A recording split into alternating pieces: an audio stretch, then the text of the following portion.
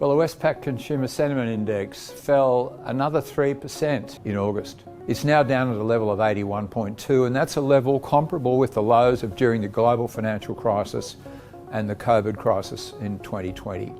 But it is still well above the lows that we saw during the recession that we had in the early 1990s. Since the peak, the recent peak, it's fallen by 23%. And the most interesting aspect of the components that have fallen during that period is the question, is now a good time to buy a major household item? That's fallen by 27%, so more than the overall index. And I think what's driving that is inflation.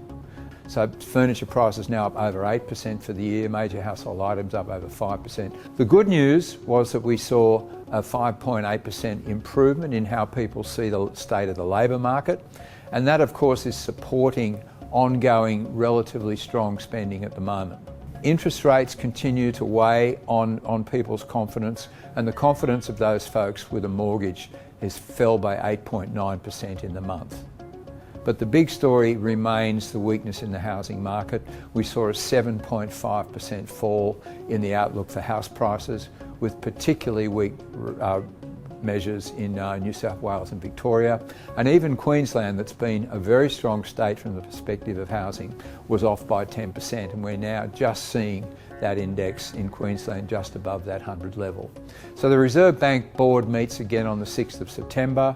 We expect that they need to continue to raise rates. The important point here is to ensure that the economic agents accept the fact that next year demand growth will be very weak.